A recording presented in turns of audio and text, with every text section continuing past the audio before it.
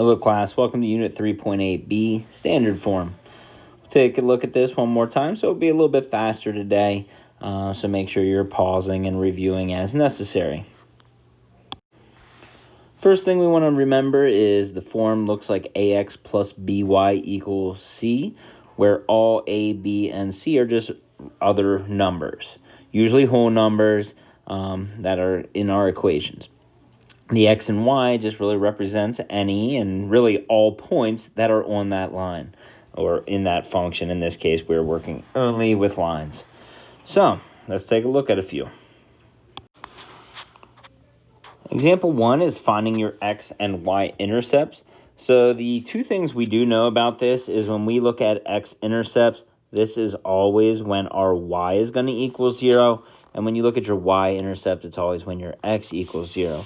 So when we look at the equation 5x plus 2y equals 10, what we're essentially looking for when we find the x-intercept is that is when your y equals 0. So if we plug that in, remember, plugging that in for y, really that's going to leave us with a 5x equals 10 because anything times 0 is 0. So the only thing we're really looking for is divide by 5, x equals 2. And now your x and y points are simply just your 2, 0, kind of indicating to us that that is our x-intercept. When we do a y-intercept, that is when x is equal to 0. So really that's just plugging in x for 0. And what we're going to do there is that's, essentially means 5 times 0 is 0. So the only calculation we really need to do here is divide by 2. So y equals 2. So this point would look more like 0, 5, not 2. So make sure you fix that. That 10 divided by 2 is 5. All right, so we got those 2 points, and we'll talk about graphing them later. Come over here to example B. The same deal here. If we have our x-intercept, we know that y equals 0. Now, again, we talked yesterday about the point where if we get to the negative 4x and we know that 3 times y is 0, really we can kind of jump ahead to this step, where really all you need to do is divide by negative 4. So x would equal negative 3, and we're looking at point negative 3, 0. Same thing with the y-intercept when x is equal to 0. So really that just means negative 4 times 0 is 0. So what we are left with is negative 3y. So divide by negative 3, and y would equal negative 4. So that's going to leave us with a 0, negative 4. So these would be the 2 points that we find on our line, specifically your x and y intercept. Okay, before we start graphing, take a minute to pause and solve these next couple practice problems.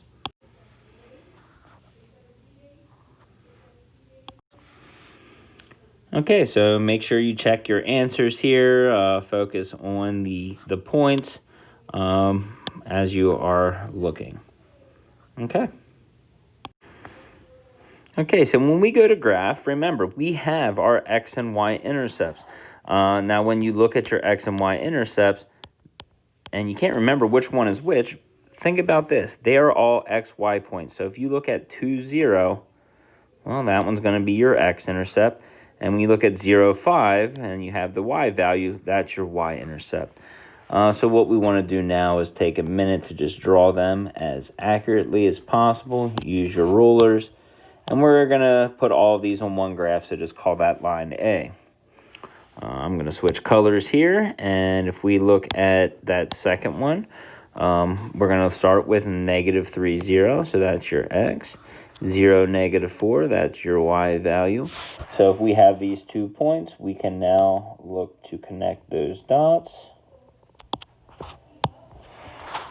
and call that line B. Okay, let's practice the other ones. Once you have them graphed, pause here to kind of just double check your work. Just making sure those x and y's, I know it's a little confusing here, but make sure you start each point, connect those dots, and label them. So example 2, when we are converting standard form to sloped intercept form, which is y equals mx plus b, Essentially what we're doing is solving for y.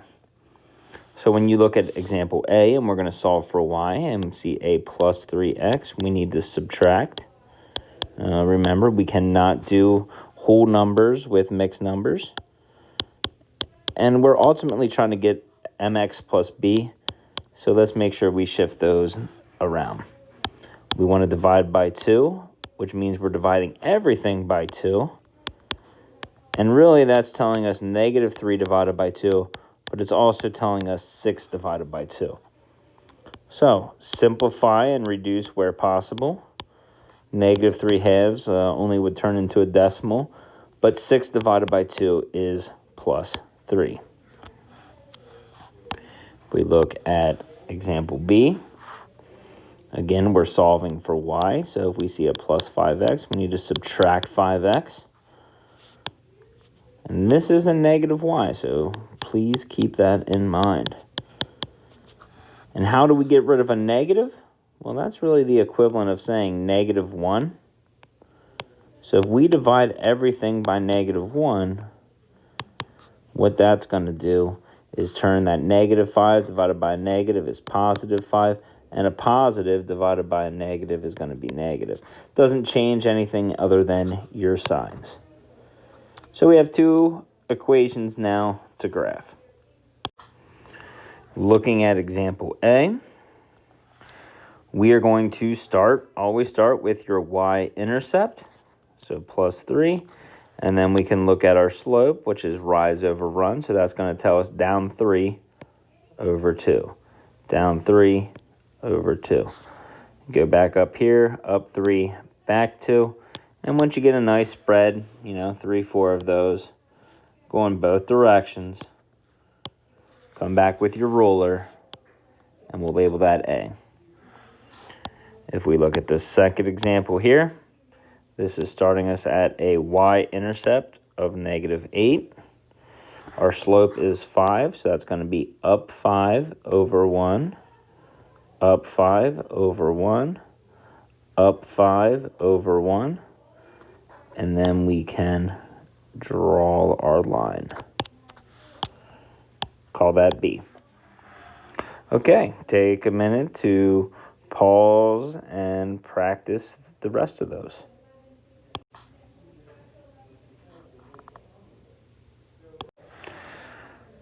All right, once you're done solving, make sure that you check your work here. Make sure everything looks good before we start graphing. Be careful with your negative signs and solving through. So really what we added here was line C and D. So check your work. So example 3, writing word problems in standard form. A lot of times when you are working with ax plus by equals c, the x and y are just going to be your two unknowns. So we want to make sure that we are going to define what they equal. And then it usually just kind of converts into a rate times time plus another rate times time equals total. Because what we don't know is two different things here. So when we look at the first one, talk about concert tickets cost $15 for general admission, but only $9 with a student ID, and the ticket sales total $4,500. Write and graph an equation that models this situation. So a lot of times, if we're going to just call them x and y, if we look at x, it's the first thing we don't know. Well, the first thing we don't know is how many or the number of general admission. I'm just going to use GA. And the second thing we don't know would be a little bit discounted price for any of your student ID. So number of student tickets. Now, when we kind of go to write this into an equation, here is our rate. It's $15 for a general admission plus the $9 for your student. And we know that they made a total of $4,500. Now, we did talk yesterday a little bit how sometimes they might call this X for general admission. You might see that as a G and this is an S. So it all depends on how we look at the equation. But as long as your defined variables match up with what's in the equation, you'll be in good shape. All right, let's look at one more here. Let's look at B before we let you practice those last two. So if we look at the cost of general admission and student tickets to a high school game are $7 and $4 respectively. The tickets sale for one game total $11,200. Write an equation which models the situation. So again, going to be a little bit like the first one.